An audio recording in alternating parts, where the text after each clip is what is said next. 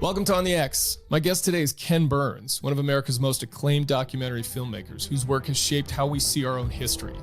Over the past 4 decades, Ken has brought the American experience to life through series like the Civil War, baseball, jazz, and the Vietnam War.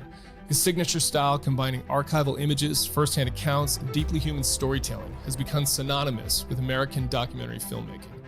His films have earned 17 Emmy Awards, 2 Grammys, 2 Oscar nominations, and a Lifetime Achievement Award from the Television Academy. But more than the accolades, his work continues to remind us who we are, where we've come from, and why our stories matter. His latest project, The American Revolution, premiered on PBS this November and offers a powerful, nuanced look at the origins and lasting impact of our nation's founding conflict. It goes beyond the familiar names and battles to reveal the struggles and contributions of ordinary people, enslaved individuals, indigenous nations, women, and others whose stories shaped the revolution and the country it created. So here we go with Ken Burns on the X.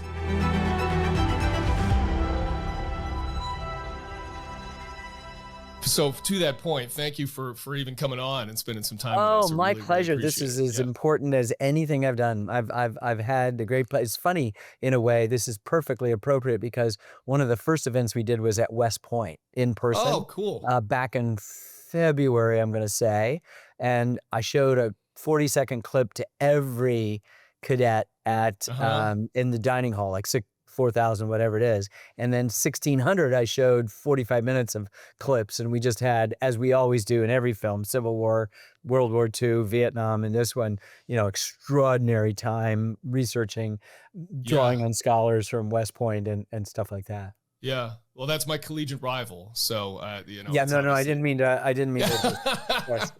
Yeah, no, that's great. That's great. I will tell you, actually, so just real quick too, I'll start with a little bit of a personal tie to this. My father died almost 20 years ago at this point when I was actually deployed in Afghanistan. And when I came home for his memorial service, I made 2 kind of tribute videos using whatever the software was at the time, that both obviously featured your eponymous effect, right? And one of them was, the music in it was Ashokan Farewell from the Civil War, because it was his favorite instrumental piece. He just loved that piece. And I don't think he knew about it before seeing that documentary series.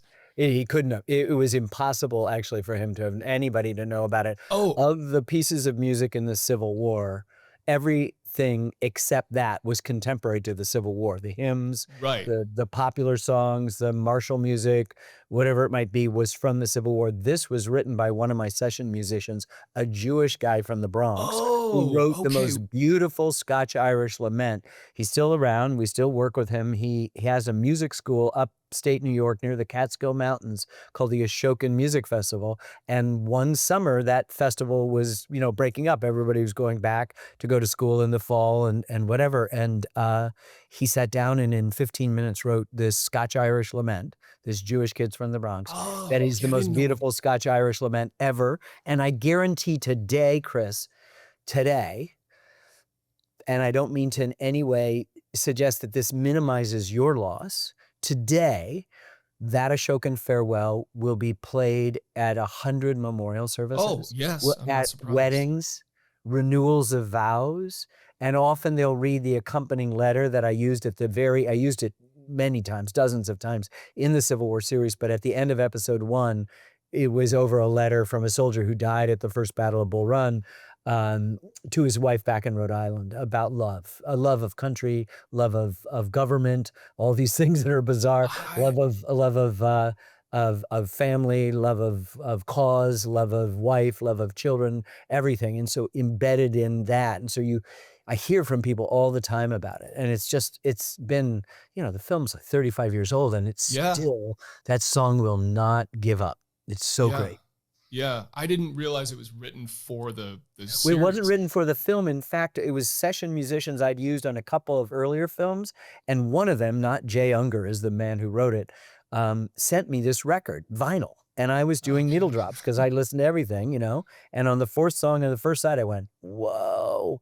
And then I said, I'm going to use this for the Civil War. And I kept calling up Jay and I said, you sure I can use the, he said, oh, well, you can have it for $500. I said, by the end of the editing, I'd given him $5,000. saying, "You have no idea, I think, what this is gonna do." And then, of course, he's gotten whatever royalties, I'm sure he's done okay by it. But it Yeah, but it it yeah. it, it's a beautiful piece of music that just performs as music does, kinda open heart surgery. I think I've found something in the American Revolution that is almost to the level of A Shokin Well, so Farewell. this is the second piece of this. I didn't even finish the weird tie to me. So I started watching your series the other night when it opened, and I'm listening to the opening track, the kind of theme to it, and I'm like, this is the hero. This is Hector the hero, which was the music I used in the other thing I made for my dad. You're So kidding me. no, the other tribute video I made, you featured it. It's an interpretation of it by Michael Oldfield called "The Oh, Hero." okay. But I'm listening to yours, which is it's on violins, and I'm like, this is that song, and Yeah. I didn't know enough about it, so I looked it up, and it's a Scottish lament Yep. from 1903. 19 It's written by James Skinner, and it's Yep. it's about a major general, Hector MacDonald, Right. and so it was just this weird thing where I'm like, I can't believe that. So you and I have been in conversation for years already. Yes, yeah, it's Yes. just Yeah, wild no, no, because no, that I love that piece. So how well, did you pick here's that? How'd you pick so that piece for this so series? I was literally I have a bad back, I was getting a massage, the woman always plays music, and she said, "You wanna hear anything?" And I go, "Nope, whatever you wanna play." And she said, "I'm gonna play Natalie McMaster, who's this folk band, with her family." And, I just, whatever however many songs in, I went, "Whoa, what's that?" Yeah, And, she said, "What do you mean?" I said, "What's the name of the song?" She said, "I told you, Natalie McMaster." I said, "No, no, no, but the tune." So, I found out it was Hector the Hero. I got the thing, I played it, and I just said to my comrades, "This is it." yeah, It's got this it hit me in the same way that Ashokan Farewell did, yep, and, all other art forms, painting, theater, literature, sculpture, photography, dance, they all aspire to be music because music's the only art form that's invisible. And so everything else requires you being present for it in that way, but you hear that. And so it makes it the art that when you die and go to heaven, you want to be music, right? That's what every yeah, other art form aspires to. And so I've always felt it from the very, very beginning. I was drawn to tunes that sequences of chords or notes just did something right here, just like opened me up, just made me a little bit less guarded, a little bit less whatever. And I sort of feel that it, like as I said, that good music performs a kind of open heart surgery and makes you available in a way to yourself mostly, but also to others and to stories. And so I just said, years before we started putting anything together, this is it. yeah. Is that generally how you look for music? You just kind of wait for something to Well, what strike would your we do is fancy? the thing is most people add music at the end of the thing. It's called Uh-huh. scoring. It's like a mathematical Yeah, thing, and yeah, they play it to the picture up there in the studio. We never do that. We pick our music either early on in editing or before we're editing. The Civil War series, for example, I went through hymnals and I had some guy on a piano just bang out, 100 different things, and I picked 4, right?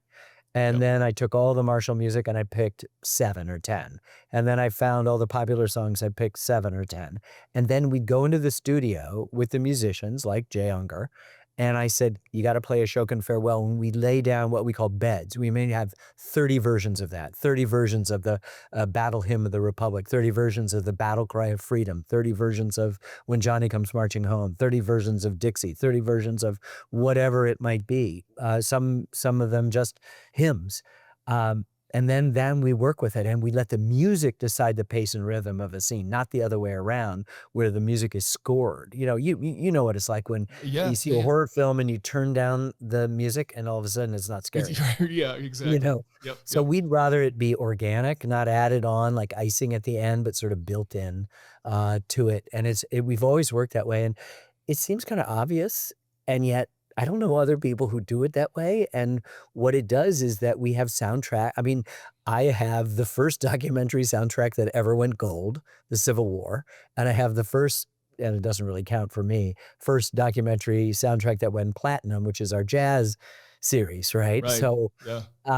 that's using other people's music to really to do it, but it's I don't think you can say enough about the power of music. Oh, I'm so just real quick. I want to get into your series, obviously, with the limited time we have here, but just on that point, yeah. I mean, we with combined with another guy, we make all of the kind of very short form videos for the Navy SEAL Foundation, promotional Yeah, videos, ads, things like that. And they're a lot of them. We're trying to be inspirational and everything, and we agonize over the music that of course, we bring into of these course. things because it Good for you. absolutely makes a Y difference. It you just doesn't it work makes a without it. total you have to agonize over it. I'm so glad, and it's a good segue when you're trying to make things for the Navy SEAL, you're trying to personalize the stories, you're trying to personalize the individuals, you're trying to honor their sacrifice and their dedication, their devotion, their training, their rigor, their adherence to the Constitution, all these sorts of things. I have a very dear friend who's a Navy SEAL, and so as I speak to you, I'm speaking to him as well today. But the thing is about the revolution is that we assume there are no photographs, there's no newsreels, they're paintings, and some of them are cartoonish, and some of them are better, and most of them are romanticized, particularly about the Yeah. battle. But the biggest thing that you want to make about this is that they're just like us.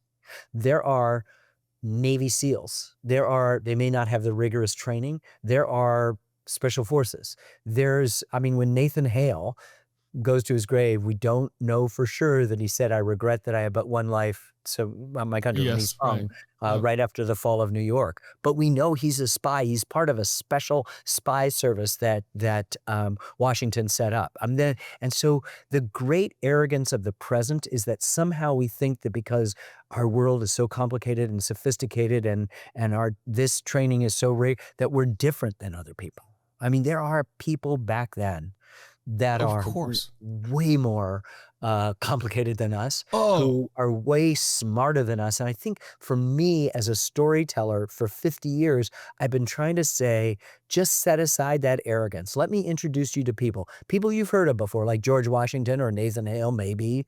Maybe these days people have never heard of Nathan Hale, but the bold-faced, top-down names. But let me introduce you to scores of people that you've never heard of before, because I know I had never heard of them, and I want to make them into real people for you so that this story isn't just buckles on your shoes and hose and waistcoats and, pantaloons and powdered wigs, but just a real meat grinding story. I mean, 18th century war, like all war, is hell. yeah. And being killed by a bayonet or having your head taken off by a cannon or whatever, this is tough stuff. And our country was born in violence. It's a revolution, the first revolution in support of phenomenal ideas, had never happened before, but it's a civil war in which we're not just fighting the bad guys, the British across the Right. sea. We're fighting our own neighbors who are loyal to that. And in many ways, the Brits are there to help protect the loyalists that are there. We have native nations trying to make decisions about which side to be on, what will protect them, and of course, nothing will protect them. We have enslaved and free Black people who are trying to make decisions about freedom as well. There are women engaged in this story. There are, those boldface names are all propertied men. And in the end, they had to let regular people, felons, ne'er-do-wells, teenagers, second and third sons without a chance of an inheritance, out of jobless laborers, recent immigrants, deserters, felons hoping for a pardon. And that's the Continental Army, and that's what wins the war. The militias, our image of it, they're actually going home. They've got families to provide for. They've got crops to sow and reap. They've got creditors to satisfy. They're often scared. And who fights the war? It's these teenagers. We follow a 14-year-old and a 15-year-old. And that 15-year-old, Joseph Plum Martin, is the prototypical grunt that I have met before in the Civil War and World War II and World War I and Vietnam, who just puts his head down and he just does what he's doing. And he's the first one over the redoubt, at Redoubt number 10 at Yorktown. Lafayette's his boss. Alexander Hamilton's his boss. He's got some Black troops from Rhode Island behind him, but the guy next to him is shot and as he says, shot to the head and falls down crying out bitterly, but there was no stopping us. And they go up and over the abattis. Redoubt number 10 is it. As soon as we get into redoubt number 10, we bring in the big, heavy French guns, and it's all over for Cornwallis. And this kid signs up a couple days later, a couple days after the Declaration is signed. He's 15 years old, and he gets blooded at the Battle of Long Island, which is the biggest, the bloodiest, and terrible defeat for Washington because he makes a big tactical blunder. But it's the biggest battle of the Revolution, and he's in it from there all the way through, just doing the stuff that he's asked to in the name of an idea, right? Liberty. I mean, if you watch this film, you have to go, what would I be? Would I be a loyalist? You're right. I mean, yes. That's like saying all of my property, yes. my prosperity, my wealth, my good health, my literacy, all comes from the British constitutional monarchy. It's the best form of government on earth. And you're right. Why would I change anything for that? And this patriot, they have zero chance at Lexington Green of success. And it's these abstract ideas. Everyone is created equal. No, they're not. Every plowman, a British guy says, every plowman knows they're not created equal. Right. And so you just got to say, and then you have to say, would I die for a cause? Yeah. Would I be willing to kill for a cause? And then all of a sudden you're in some pretty interesting psychological territory, as well as political and national and patriotic, whatever it is. Yeah. And that's what you want to raise in a good story about the Revolution, because everyone up until July 4, 1776 were subjects under authoritarian rule. And there's some few people that were citizens. That's a big deal in all of world history. I've been out on the road. I guess it's a little provocative. I just said a couple months ago, because I was sick of hearing myself talk, I said, I think this is the most important event since the birth of Christ. Yeah. Yeah. You know? Yeah. In terms of, the course of human history. In terms of world history. Yeah. In terms of the influence across the globe. I mean, and when Ho Chi Minh declared Vietnamese independence the same day as the Japanese unconditionally surrendered on the USS Missouri in Tokyo Bay, he said, we hold these truths to be self-evident that all men are created equal. And standing next to him are two OSS guys. Now, 4 weeks later, the State Department says, get the hell out of here. He's a commie. We hate him. And the commies, the Soviets and the Chinese are going, no, he's a nationalist. We don't trust him. Right. And so it's just like the world, you go, but for this or that, like in Henry V, for the want of a nail, the kingdom was lost. So there's so much you said there that I could dive into. A couple things. One, yes, I completely agree on, we get a lot of credit as SEALs for being so tough and all of this stuff. And obviously our training is extremely difficult and all of that, but we're also supported by so much gear and technology and all of that. And I think all the time when I watch a story like this or World War II, like any of these, World War II, I mean, those are soldiers as well, but something like this, even more so.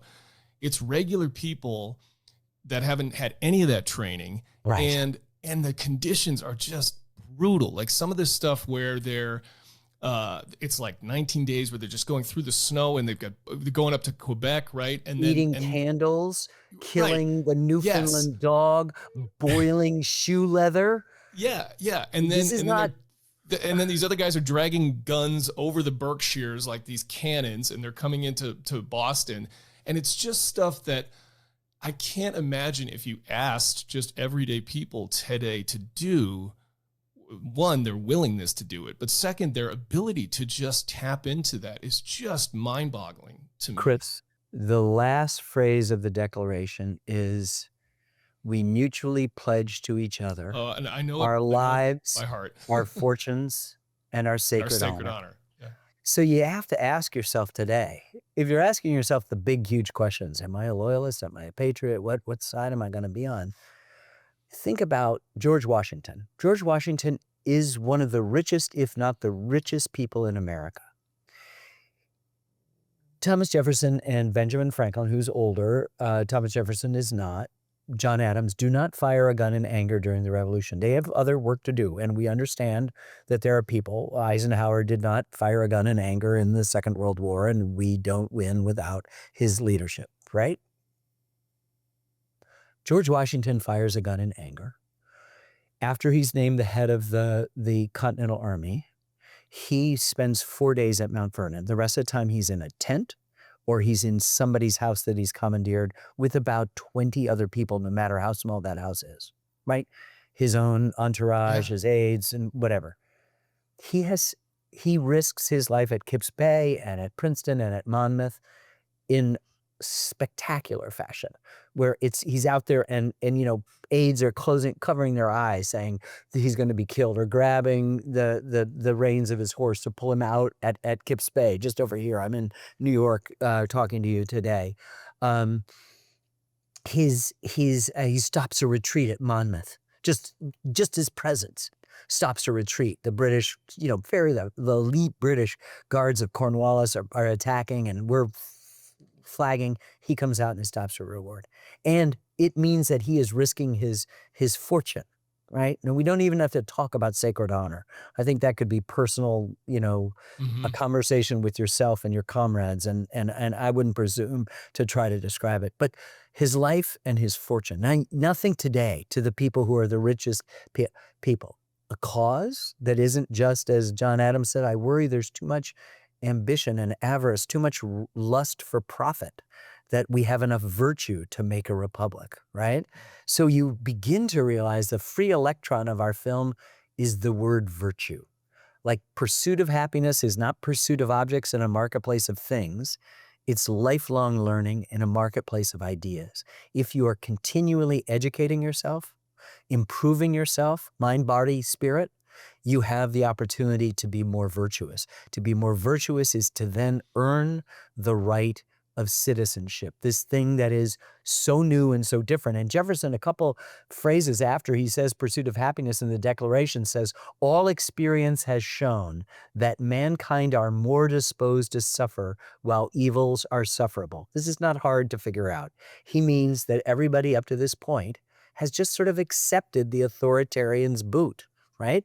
That's the experience of most people in humanity, and we're different. And it's going to require an extra effort, an extra discipline, an extra training in a way that I don't need to describe to you what that means. The diligent attention to the great promise of this country. And the thing is that all of them, the boldface names, and even the people that are new, they're talking to us. They are aware not of just the moment, but they're aware of what they want, and they're trying to make things better for 10 years and 15 and 20 years and 100 years out. And John Adams says, this is an amazing, we're in the midst of a revolution unlike any other in the history of the world, and the fate of millions unborn are at stake. And he's talking, Chris, about you and me. And I feel like, oh my God, I have inherited a huge responsibility to tell the complexity of this story, the undertow of this story. Heroism is not perfection. It's, of course, somebody's war within themselves. Yeah. Achilles has his heel and his hubris to go along with his great strengths. This is a big deal story, and that we have people who came before us who set in motion the greatest country on earth, and our only job is to not screw it up. Yeah. Yes, and not go back to what every other country, I wonder how we're doing in that regard. And democracy is messy, and you get the sense, and he says, and Jefferson's implying that evils are sufferable just means, let's make the trains run on time. Let's have everything orderly. That's communist China. That's Soviet Russia. That's any dictatorship. Democracy's messy, but as Churchill is supposed to have said, it's the crazy form of government, only is better than any other form of government. Right. And it just requires this listening to the other, the idea that a Georgian and a New Hampshireite could come together. They're different countries. They're different Protestant sects. They war with each other. They're really just at odds, and they come together. And that's the message for today when we sort of lament in a Chicken Little way, oh, the sky is falling, we're so divided. No, we were really divided during the Revolution. And I can tell you from studying it for years and years, we were really divided during the Civil War. The economic dislocation of the Great Depression tore us apart. The Second World War was a big, big sacrifice. The Vietnam period, all of that. It's not that I don't wanna belittle the differences right now, I just wanna say it's a mile wide and an inch thick, and if you go back and reclaim the story of our creation, it puts it in perspective and it helps you get over yourself and all of these divisions where we've now decided it's my way or the highway. So to that point, this is the quintessential American story, and you've told so many American stories. So why now? I have to imagine this is a story you've wanted to tell for a very long time. Well, I've been working on this for 10 years. It wasn't, because it's PBS, which means I have to raise funds to do it. I'm in the middle of finishing the Vietnam series, and I'm looking at a map of the Ia Drang Valley in the Central Highlands, a map we made, a 3D map. And I go, this could be the British moving west on Long Island towards Brooklyn. And then I looked up and I said, we're doing the revolution. And it wasn't like I hadn't done it yet. It was, I knew the limitations. I had to get over my aversion to reenactments. We covered reenactments, but we never have people, as you see, reenact an entire battle. We just collected over 5 years filming in every season and every time of day and night from every vantage in every form of weather, people doing it so we can make you viscerally feel what it's like to be tramping through the snow at Valley Forge or blood in the snow at Trenton or whatever, the heat and broiling heat of Monmouth and what it's like, for people to expire from heat prostration and do it from way up above in a drone or a drone that's following you along at hip level as you're being trained by Baron von Steuben to finally get over the lack of military training that's bedeviled the Continental Army, or just the intimacy of a hand dressing a wound or warming yourself or holding a musket or a lantern in the darkness. So we collected all of this stuff and then matched it with the paintings and the maps and the documents and the signatures and the gravestones and the live cinematography of the real star, which is the continent, the Yeah. beautiful eastern, from Maine, which was a part of Massachusetts, then down to Georgia. That's it. And so we spent, I started this. Barack Obama had 13 months left in his presidency. I've watched lots Wow. of rhymes, as Mark Twain would say, go slowly rise to the fore and then disappear, and then new rhymes would come and about history, and you just got to be disciplined, like you guys, and just say, I am not going to build a sign say, isn't that so much like today? Because it dates it, right? I mean, never did that in the Civil War series, and the Civil War is an evergreen. It's like a school day in America, as you and I are talking, and 200 or 300 schools are showing the Civil War. Not all of it, maybe 40 minutes on Lincoln or 40 Yeah. minutes on Right. Antietam or 40 minutes on black soldiers or women or whatever it is, but they're watching it today as they were yesterday, as they will tomorrow. It's just so great, and that comes from the discipline of saying, I'm not gonna go. History doesn't repeat itself. No event has happened twice, but human nature doesn't change. So Twain, if he said it, is really right. It doesn't repeat itself, but it rhymes. And because of that human nature, we can meet people like you back then, and we can meet people like Benedict Arnold back then, who, by the way, we introduce in the opening moments of our second of 6 Yes. episodes. And it's not until um, about a third of the way in our 6th episode do you find out why he's Benedict Arnold, right? Right. I Right. mean, Yeah. he How is we the remember him. best. He's the hero of Saratoga. He's the Hannibal of America because he's gone to Quebec over those mountains. He is sacrificed. He's been wounded twice. And then you get a couple of uh-ohs along the way, and then finally you find out what it is to Yeah. be a traitor. But that's the way. They didn't know how it was gonna turn out. George Washington didn't know he was George Washington. He knew that's what it said, right, on his birth certificate, Right. Right. but he didn't know he's Yes. gonna be on a dollar bill or a quarter, or that there's gonna be a spiky monument in the national capital, which is gonna be named for him, and that there's gonna be state on the other side of the continent. What? We got the whole continent named for him? That there's gonna be in every other state a county or a town named for him? He didn't know that. He didn't even Yeah. think he was gonna win. Even after the French came in, when the Brits took Charleston, he basically said, "It's up." And I'm making this film. I know I've already edited episode 6 where Yorktown happens, and I'm at the end of episode 5 going, "Well, yeah, it's pretty bad. How are we gonna win this thing?" And Right. that's what I learned, which is good history is thinking it might not turn out the way you know it did. that you Yep. get the contingency factor, that, as David McCullough used to tell Rick Atkinson, the great historian of the Second World War and now the Revolution, there's no such thing as foreseeable future in the past, in history.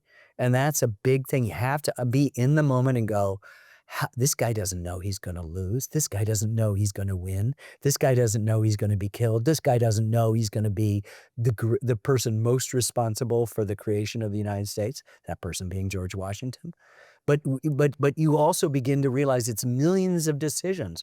A black person fighting for the Patriots, a black person fleeing to British lines because the British are promising their freedom cynically. Their entire empire is based on slave labor in the Caribbean. Or a native tribe that says, I've lived with the Americans all my life, I'm sticking with them. Or those tribes in the West going, well, the Brits have beaten the French, they've earned our respect, maybe they'll keep the colonists from settling, not knowing that, of course, if the Brits win, they're going to take over the whole continent too. Whatever decision, if you're a Native American, that you make is wrong. It's going to be over.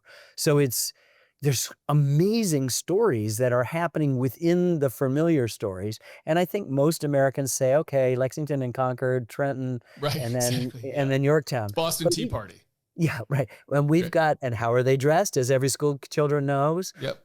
As Native Yep. Americans. Right. Yeah. And why? And then you ask, and adults as well as the school children say, to put the blame on them. And you go, no. It's to say, and this is so ironic and bittersweet, it's to say, no, we're not of you anymore. Right. We're Aboriginal. We are now Americans. We're no longer Britons. We're trying to make a distinction between us and the mother country. That's an amazing thing because, of course, the last 150 years has been displacing Native Americans from where the 13 colonies are. And by the way, the next 150 years will be displacing the rest of the continent so that there can be a state called Washington. So Yep. there's lots of undertow to this story, and that's what I love. Nobody's putting the thumb on the scale politically. Nobody's saying this is it. We're calling balls and strikes. And in our world, the world we live in, everything's a highlight reel. Babe Ruth always hits a home run.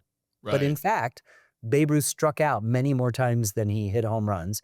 And guess what, Chris? He only comes up once every 9 times at bat, which means that at some time it's going to be the middle infielder, the second baseman, who's going to have to be the hero or the GOAT at this particular time. Yeah. And that's what I love about history. It's kind of to the point you're making there. There's so much I said I'm 2 episodes in. There's so much I learned. Maybe some of it I've forgotten from my American history classes. I'm sure that's true, but there's so much in there. And normally this would be like 5 different questions, but I'm going to smush it all together into one, right? So for example, the thing about Benedict Arnold, like the fact that he was like an amazing motivator and tactical commander, the fact that we went and tried to go take Canada, like we're going to take Canada as part of this, right? And what are we talking about right now? Right. Making Canada the 51st state. Right. The fact that we did that, to your point, how Native Americans were involved in ways that I didn't realize before, how African slaves fought on both sides of this conflict. Even geographical things, like I'm from Boston and I'm looking at a map of Boston, many maps. Doesn't look like the Boston It's an island. Like I didn't realize. It's a little head on after an isthmus. Basic. And what's isthmus, the Back Bay? Well, they call it the Back Bay because it used to be underwater. Yeah, underwater, right? Yeah. So Yeah. there's all those types of things in there that just kind of keep coming up. And then of course we hired a cartographer for 3 years to create an accurate map of the East Coast because everything's changed. Rivers, locations are different. Things are different. Obviously, Boston's been filled in. New York's been filled in lots of ways. This stuff is cartographically accurate to what it is. Now, maybe there's 6 nerds that would write me a letter saying, that's not right. But we wanted to be right on these maps. Yeah. So the kind of point I'm getting to with all of that is like, what was the most surprising thing for you out of this entire story, or maybe the few most surprising things where it was like, wow, I really didn't know that about this whole story. Everything. Like I have a general knowledge like you, and maybe perhaps I've forgotten it, but I think it's the complexity of all of this. It's the undertow. It's the fact that there are Native nations trying to make decisions. Those that are assimilated or coexisting with us are going to fight with us. Those that are on the West are going to say, maybe we can forestall the inevitable. You won't be able to. And then you know, when the deposed royal governor of Virginia, who's floating out impotently in Chesapeake Bay, says, let's offer freedom only to the slaves of rebels. How a historian points out in the film, how do you distinguish between, you know, what if you're a slave of a loyalist and you hear this offer? You're out of there. Nobody wants to be a slave. The idea of liberty hits them as much, if not more, than it hits George Washington or John Adams, right? When they're invoking the British are enslaving us, and Yes, that I they know. have the same sway over us as we hold over the Negroes in our command. I mean, like, there's a hypocrisy at the heart of this, but Lord Dunmore owns human beings. He doesn't think to give up them. And the entire British economy, as I was saying, in the Caribbean, there are 13 colonies in the Caribbean that are much richer. The only Virginia, only South Carolina is really the only profit-making colony for the Brits of the 13 that we know. And we're the most populous, we're the most literate, we make things, we trade with them. So we're a big part of their trade. But most of the profits of the British Empire is made off Jamaica and Barbados, for Mhm. example, 2 of their 13 colonies that have 90% slaves. The population is 90% enslaved people. So you've got, that's the thing that I learned, or what just happens in the course of a battle. What happens at Gibbs Bay? What happens? What is George Washington, our great founder, makes tactical mistakes at Long Island, and then repeats the same mistake at Brandywine, and maybe makes another really glaring mistake, although I don't want to hang it on him, at Germantown, where we're winning, and then all of a sudden, because he's felt compelled by Henry Knox, says you got to take the Chewhow. You'll see this in episode 4. You know, and yet he's able to inspire men to fight in the dead of night. He's able to inspire people to stay past their enlistment. He's able to pick subordinate talent that, without fear of jealousy, people that are better generals than him, like Benedict Arnold and Nathaniel Greene, Daniel Morgan, just an amazing cast of subordinate generals. He's terrific about that way. He can convince somebody from Georgia and somebody from New Hampshire why they're not from different countries, but why they're this new thing, Americans. He defers to Congress. He understands about the civilian control of the military. And more than anything else, he gives up power. Ultimate, complete, total power twice. He resigns his military commission in December of 1783, and he, of course, gives up the presidency after 2 terms. And when George III heard that, he said, then he's the most important character of the age. So think about it. Giving up power. He understood that the highest office in the land is citizen, and that requires enormous virtue, discipline, modesty, humility, honesty, temperance. These are the lessons we take just from one supremely complicated person who is, I'm very happy to say, without him, we don't have a country. And, you know, you can't throw him out in any kind of unforgiving revisionism, nor can you paint him as just chopping down a cherry tree and a wooden and Right. throwing a dollar off the Yeah. bookshelf. All the stuff that makes us not know him, or make a joke about where he slept. Let me tell you, where he slept, particularly in New Jersey, is central to the survival of our country. So when you see the sign George Washington slept here, it's not a joke. It's a station of the cross of our deliverance as a nation. Yeah. I think there's something you said in the beginning too, which is it's highlighted in either the first or second episode that it really brought this to light for me as well, which is it really was a civil war. It's Yes. not, right. I think we sort of, looking back, we always sort of say, oh, we've got everybody in the colonies and then we've got everybody in England and we're fighting each other. And it's like, no, there's like, it's a civil war. There's people. Chris, there are some battles you'll see later on, episode 5 particularly, where there's a British officer leading the loyalist regiments, and everybody else is an American, and they're killing each other. And so there's a battle called Kings Mountain just inside North Carolina, and it's led by a Scottish guy named Ferguson. He's killed. He's the loyalist. Everybody else who dies is an American, killing other Americans. We have a moment when, in episode 4, which was last night, where the broadcast as we're talking, where a loyalist that we've been following from the very beginning kills his best friend growing up, who has stuck his bayonet in his in his breast, and it's been deflected by the bone, and he was obliged, as he said, to destroy him. John Peters kills Jeremiah Post, who'd been friends. There's another moment and a lull after when it's pretty clear that negotiations are going on about the surrender at Saratoga, where there's a lull. And soldiers, as you know, love lulls. And in this case, the Brits are on the north side of a river that's running into the Hudson. And the Americans are on the south side, and they're trading, conversations, insults, whatever it is that's blessed for soldiers because they're not killing each other.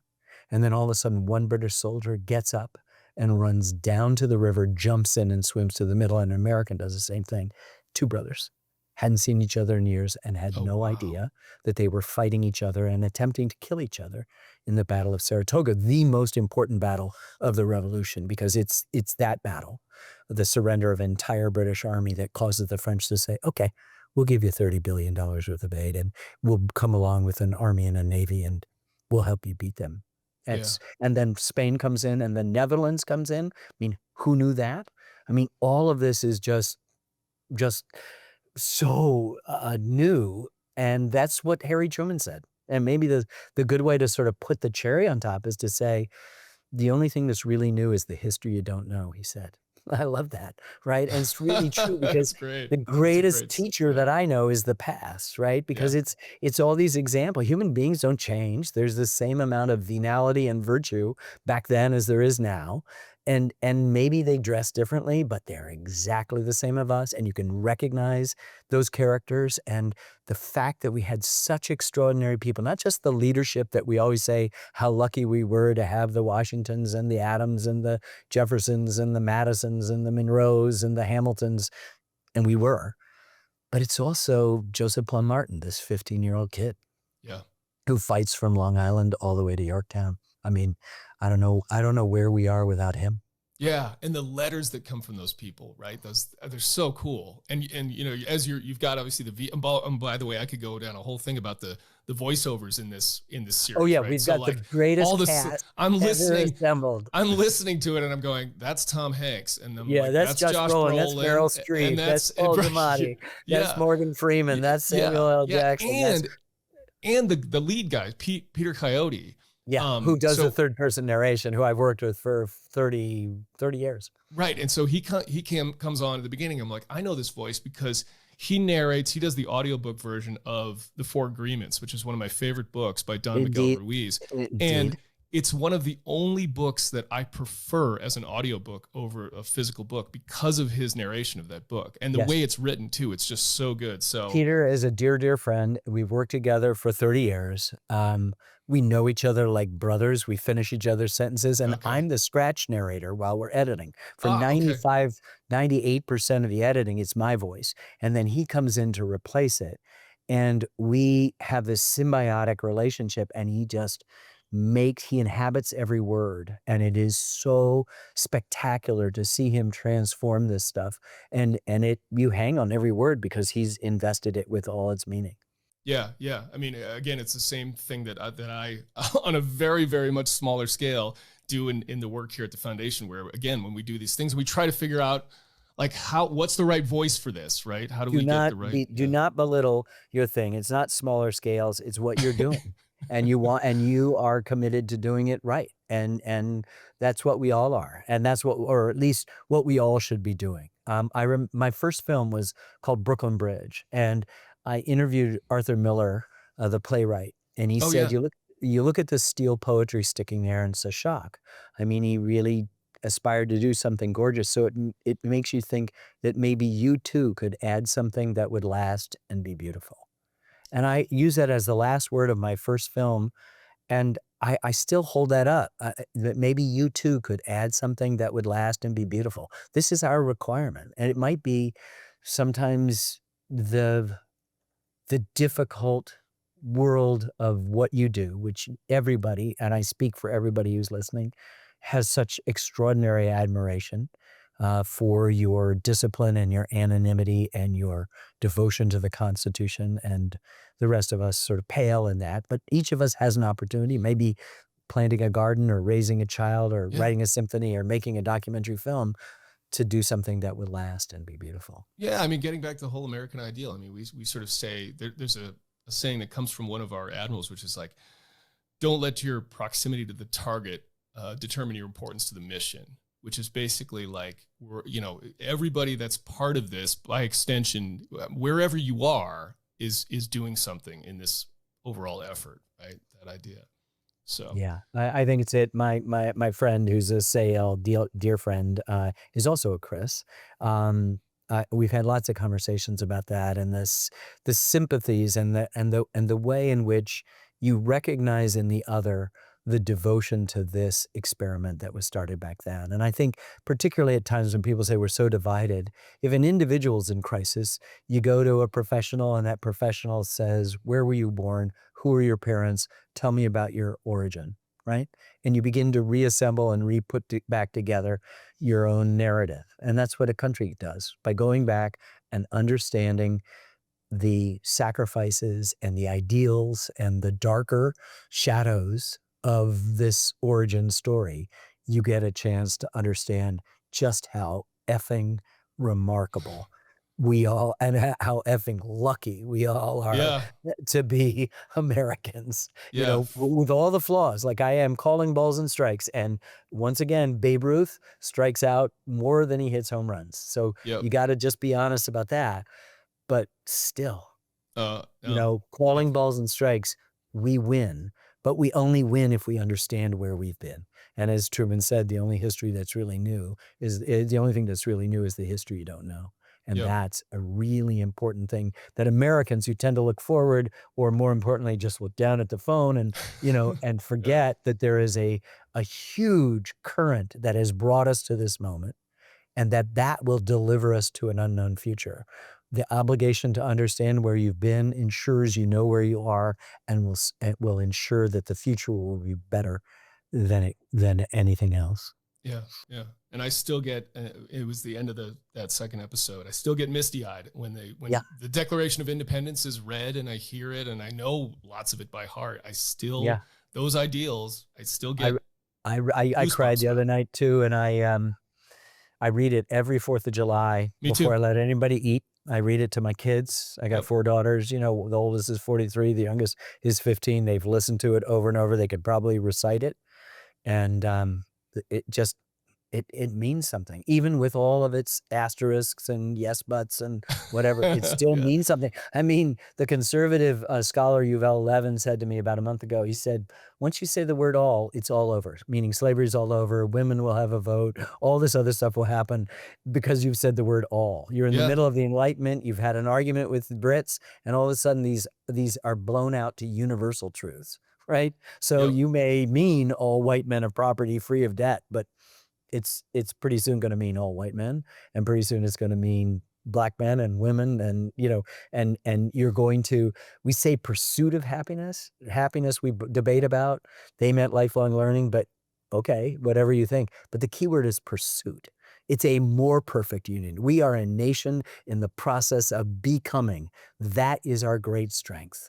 And that if you're always expanding this, it's like this is the film I made is the Big Bang, right? And so as this universe expands, you want it to continue to expand. Yep. Yeah. It's an infinite game, as they would It is say. an Right. infinite game, right? And Yep. you can always be better. I'm Yep. sure you feel that. You can always be better at your Of course. job. Yeah, always Yeah. be better. Yeah, and when you're the GOAT, as you guys clearly are, you don't say, "Oh, I'm the best." I mean, it's like Tom Brady, "Oh, I won a Super Bowl. I don't have to do anything anymore." yeah. He actually then rededicates himself even more so that he can have, he's got 7 rings because he never for once rested for 1 second going, "Oh, I'm Tom Brady. I'm the greatest there ever is. I Yeah. don't have to do anything anymore." Yeah. It's humility. I think that's a huge part of virtue is this humility.